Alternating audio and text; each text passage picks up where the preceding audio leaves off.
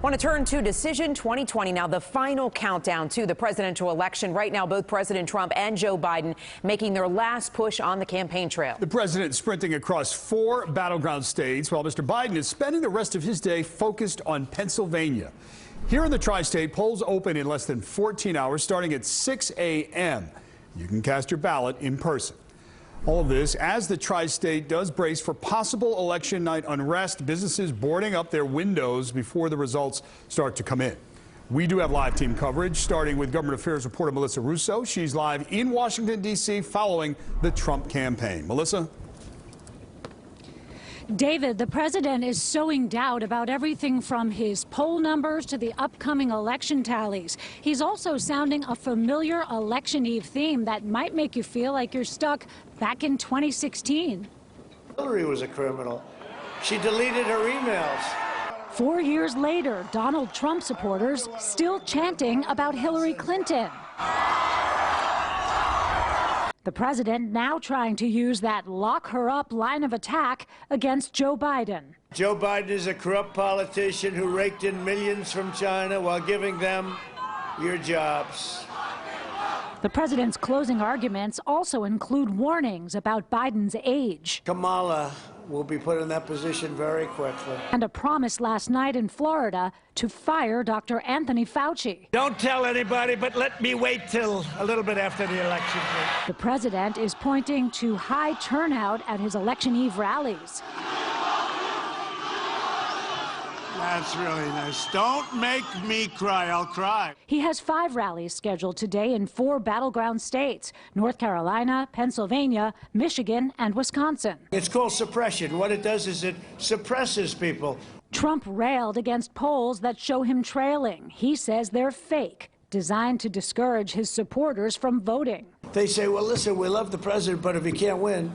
The final NBC News Marist poll in Pennsylvania shows Biden ahead by 5 points there. President Trump just wrapped up a rally outside Biden's hometown of Scranton. Hello, Pennsylvania. Thank you very much. Pennsylvania is one of the states where the law says election officials cannot start counting their 2 million plus absentee ballots until Election Day and must continue counting them upon arrival until Friday.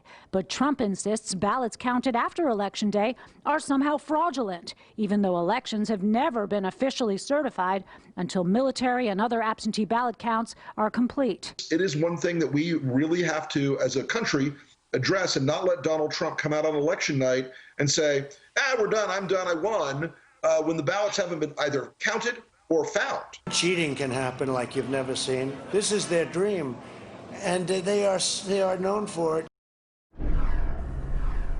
And as we've reported, the president has already indicated that he plans to declare an early victory, most likely here in Washington, D.C. tomorrow night, and then send his lawyers in to deal with any unresolved issues about uncounted ballots.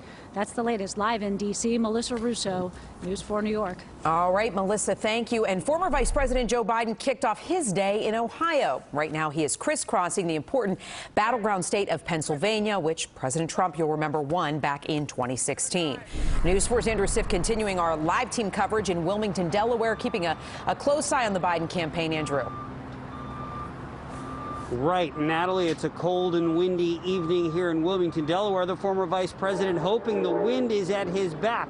Behind me, you may be able to see the stage. That's where Biden will be speaking tomorrow night. But before then, 4 rallies today in 2 battleground states that his team believes are critical for victory. Joe Biden boarded his campaign plane in Delaware this morning for one final day on the trail. And his closing message focused on the president's approach to the pandemic. Last night, Trump said he was going to fire Dr. Fauci. Isn't that wonderful? I got a better idea. Elect me and I'm going to hire Dr. Fauci. And we're going to fire Donald Trump. The former vice president with a 10-point lead in the final NBC Wall Street Journal poll, 52 to 42%. The margin of error plus or minus 3%. But the final poll of battleground states, only 5 points, 51 to 46. The slimmer margin in key states is one reason Biden's spending his Monday at 4 rallies. 1 in Cleveland and 3 in Pennsylvania, a pair this evening in Pittsburgh. Running mate Kamala Harris bound for Philadelphia. The plan is for the next, I don't know how many hours we have left, to remind everyone of what's at stake and to make sure that everyone votes. And the Biden campaign's most prominent surrogate out in 2 key states, Florida tonight and Georgia this afternoon. Right here in Georgia, you've got an even bigger power to deliver the change that we need. You can be a state that sends Joe Biden and Kamala Harris to the White House. Joe Biden has spent months promising Americans he'd unite the country after a divisive 4 years. And he knows much of his support comes from those who don't approve of the current commander-in-chief. Everybody knows who Donald Trump is. Let's keep showing them who we are. We choose hope over fear. We choose unity over division. We choose science over fiction. And yes, we choose truth over lies.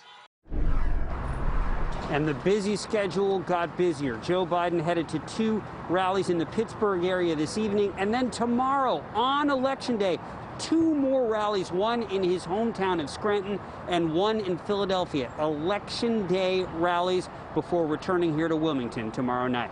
We're live in Wilmington, Delaware. Andrew Siff, News 4 New York. All right, Andrew Siff with the final push there. We'll see you soon, Andrew. First Lady Melania Trump is on the campaign trail for her husband right now in North Carolina. This is a live look at the event that just started there in Huntersville, North Carolina. That's actually about 20 minutes north of Charlotte. They expect Melania Trump to take the stage here any minute. The president also campaigned in North Carolina earlier today, David.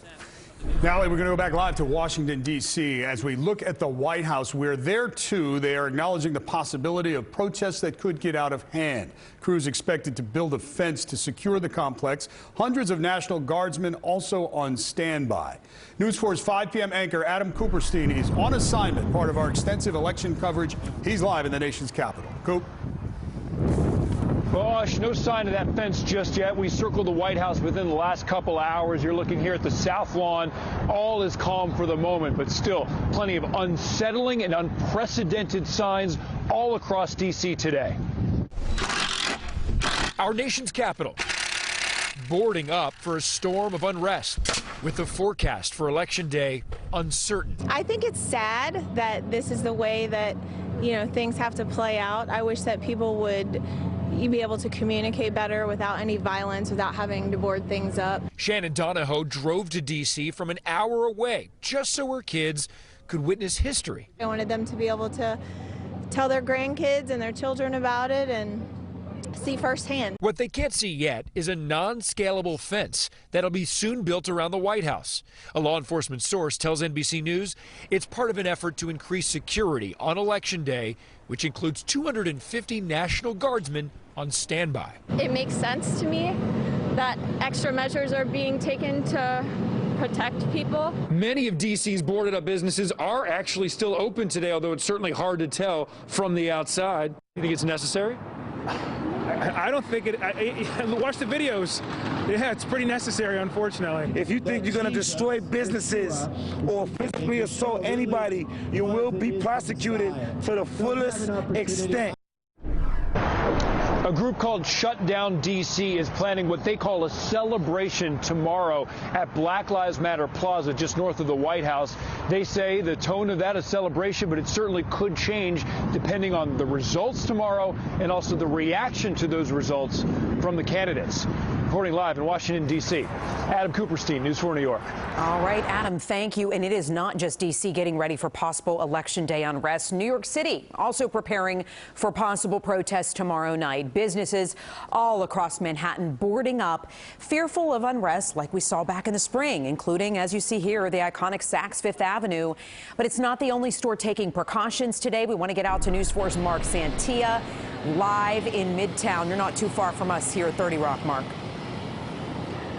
Yeah, Natalie, you walk through Midtown right now and all you hear are the sounds of drills and saws going. We talked to many business owners who tell us they're hoping for a peaceful night, but they just can't take any chances.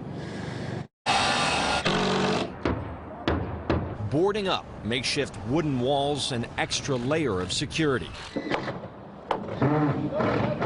These are the sights and sounds of the city on election eve. Nobody can technically see a hurricane, okay? And quite frankly, nobody can see the reason why people are boarding up. It's a feeling, if you will. In this particular case, it's a fear.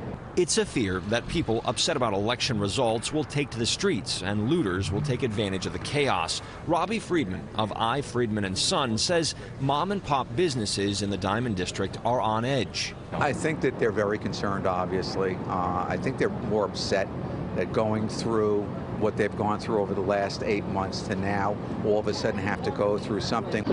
Boarding up, also a grim replay for businesses that were damaged during unrest this summer.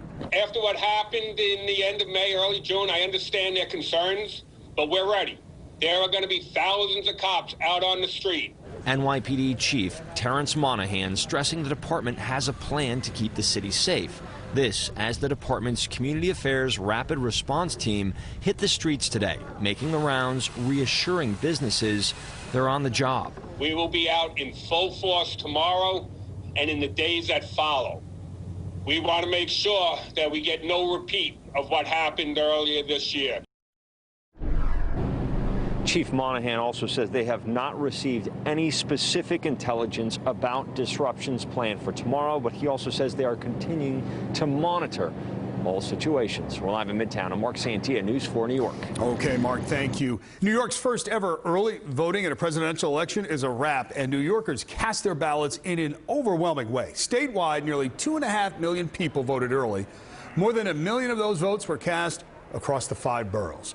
In New Jersey, 3.5 million people have already cast their ballots. That's nearly 90% of the total turnout in the last presidential election. But if you didn't vote early, it won't be business as usual at polling places tomorrow. Consumer reporter Lynda Baquero is live at the Prudential Center to explain why. Linda? Well, David, definitely not business as usual. Instead of hosting a concert, perhaps, or pro sports, instead, the Prudential Center will actually play host to the presidential elections tomorrow. It's been months since the floor of Newark's Prudential Center has seen any activity. Today, election workers prep to welcome voters in 8 Newark districts tomorrow. Could be people who maybe have received their ballot and were not able to drop them off, maybe didn't get their ballot, maybe didn't get it in time. Provisional ballots will be handed out here to as many as 8,000 voters in a state that's tried to vote entirely by mail. Governor Phil Murphy says only half of regular polling sites will be open tomorrow. We've asked each of our 21 counties to have at least 50% in-person capacity available, each municipality to have at least 1 location. You can also still drop off your ballot at one of these secured ballot drop boxes throughout the Garden State under 24-hour-a-day video surveillance. Voters like the flexibility of making their voices heard by mail. I thought it was easier, safer, better, because you don't need to go for somewhere, sometime the line. It's better. I do it in my house.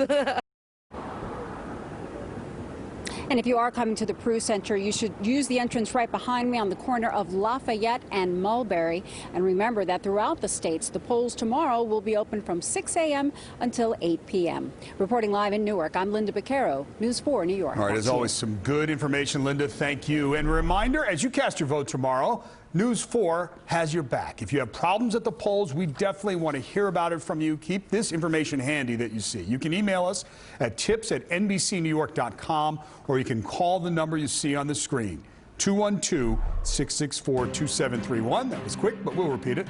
And as you can see, our team is fanned out. We're going to have coverage for you throughout the night as the results start coming in. We've got coverage on both campaigns, as you've heard and seen. We'll update you every 30 minutes after the polls close on the key local races, and there are some big ones being watched around the country. We'll have it all for you.